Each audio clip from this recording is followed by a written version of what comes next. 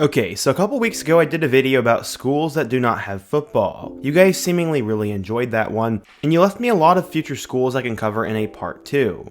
That's exactly what we're going to do today, as I'm going to talk about 8 more schools that do not have college football, and go through their backstory and history, and why they currently do not have football programs.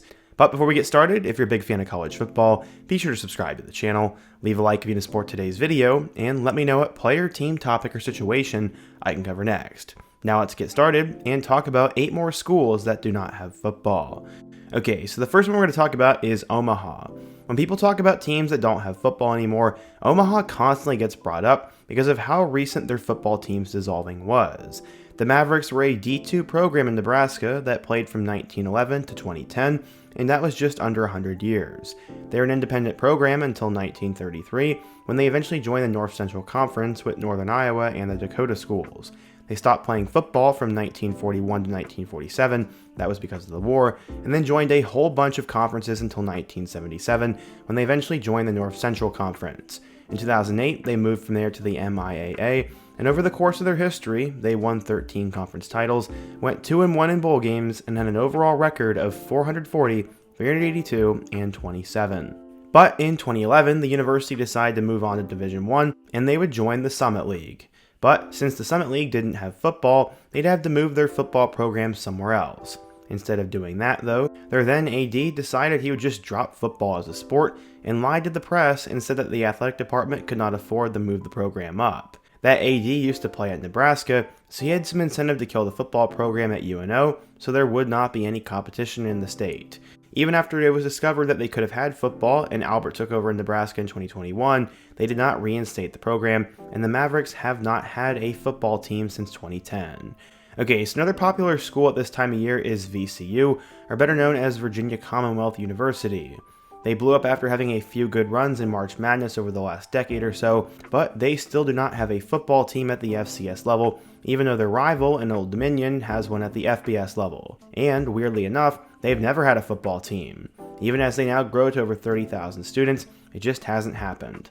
A lot of these universities had football teams for a little before they cut them, but VCU was created in the 1800s and still never had one. Starting one has only become more expensive, with estimates circling around $200 million. And while students overwhelmingly voted to start one, they weren't willing to pay more in student fees to start one either.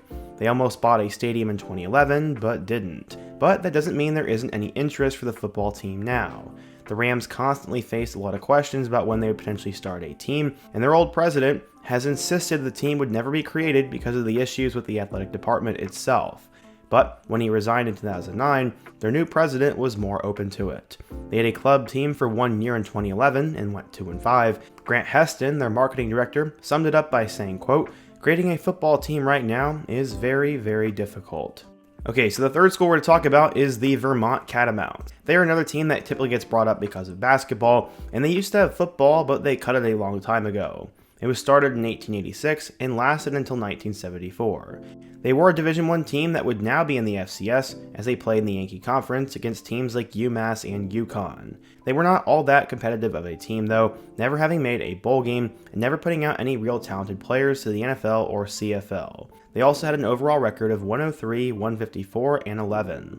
That ended up being the reason for the university cutting the team, since they'd been so bad for so long and running a team had gotten more expensive.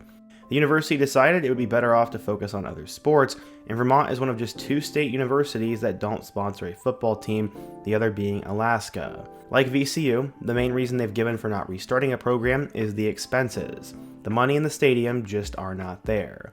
They do have a club football team though that's been in operation since 2007 and was actually started by a student. Their head coach in 2007 said, quote, "It has generated a lot of excitement. Some people have told us this is a breath of fresh air. It could be a win-win situation for the community and the university if we do really well. And the athletic department can look at us objectively without having to risk anything." Yeah, we'll close on that note. Okay, so the fourth school we're going to talk about is UT Arlington. With UT Rio Grande Valley starting up a football program here in the next few years, more and more people are questioning why UT Arlington doesn't have a football program, given they're consistently one of the biggest athletic departments in the state without one. They actually used to have a team from 1919 to 1985 though, which actually played in the Southland Conference. They were a junior college until 1958, a D2 school until 1971, and then an FCS school until they dissolved in 1985. They played in a 15,000-seat capacity stadium, but just couldn't put it all together. As a team, they were 129, 150-2, with 3 conference titles and 1 bowl victory in their program's history. The reason for the team disbanding was because of money troubles. University President Wendell Netterman said, quote, "We regret that we find it necessary to take a drastic step in modifying our athletic program at the University of Texas at Arlington. A level of deficient financing has been reached which cannot be continued. Thus, we have no choice but to immediately discontinue our most costly sport, football, and thus reduce our athletic budget by over $1 million per year. But there could be a new team on the horizon. The students voted in favor of adding a scholarship team in 2023, and there have been rumblings of the school working on renovating and rebuilding their stadium to better fit FCS football in the future. But with the WAC falling apart, they would need to find a different conference to join. Okay, so we're now halfway through the video, and if there's a school or video topic I should do next, be sure to let me know down below. I've got some good ideas. Alright, so up next we have University of Illinois at Chicago. In the last video I made, I talked about the DePaul Balloon Demons, and they are located in Chicago, and how they weren't all that successful as a program. They were an older university though, and one of the other universities in Chicago is UIC. Better known as the Flames, they're actually a pretty new school, as they were established in 1982, although their athletic teams existed beforehand in the 1880s as part of colleges that eventually merged to be UIC. There aren't that many football programs in Chicago, with Northwestern and Northern Illinois being just outside the area, and Chicago University being D3. UIC did sponsor a junior college football program though from 1965 to 1973, and they were known as the Chicago Circle Chicas. They ended up going 16, 55, and 1, and when the university changed campuses, it decided keeping football was just not worth it. For one, starting a program in Chicago just is super expensive, but also very difficult.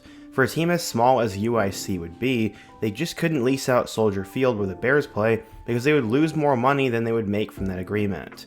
They're currently members of the Missouri Valley Conference, and their football team would probably have to join that conference as well, and getting blown out by North Dakota State every year probably doesn't sound all that enticing to them.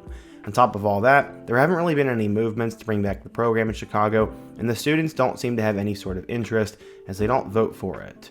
Okay, so going down a couple hundred miles, we have to talk about Evansville. Evansville is weird because they did have a football program at the FCS level, but it was part of the non-scholarship Pioneer League. Before that, though, they played in the NCAA's small college division, where they actually won one conference championship as members of the Ohio Valley Conference. This happened all the way back in 1948. They then moved to D3 in 1975, so they wouldn't have to give out scholarships to their players. But once the NCAA made a rule that stated that different teams couldn't be at different divisions, Evansville decided they wanted to stay at D1, so they helped create the Pioneer League. Even with the Pioneer League, it was hard to keep football running at Evansville though, as the program was still losing money. They didn't believe in the long-term viability of the Pioneer League either, so they cut the program in 1997. They finished with an all-time record of 268, 381, and 26. There was one last attempt at restarting a football team, as in 2012, the Evansville Board of Trustees voted towards creating a new team. But with the startup price looking like it would be close to $10 million, they voted against starting one. Okay, so moving on to a couple more big schools to close out the video, Marquette is different from a lot of these because not only did they used to have a really good football tradition, they were actually really dang good. They ended up going by a couple of different names, as at one point they were the Golden Avalanche, they were also the Warriors, and the Hilltoppers. They played in a 24,000-seat capacity stadium, clear back when most stadiums only sat 5,000, and they actually went 349, 280, and 39 between 1892 and 1960, and played in one bowl game, which was the Cotton Bowl against TCU. Honestly, the reason why Marquette doesn't have a football team is because they had a few bad seasons in a row. Their last season, they reportedly lost $50,000 on the football team alone, and from 1954 to 1960, the team didn't win any more than 3 games in a season, and went 0-19 between 1956 and 1957. The school board noted that it was reasonable unwillingness to accept the financial hardships imposed by these two sports in light of other needs of the university.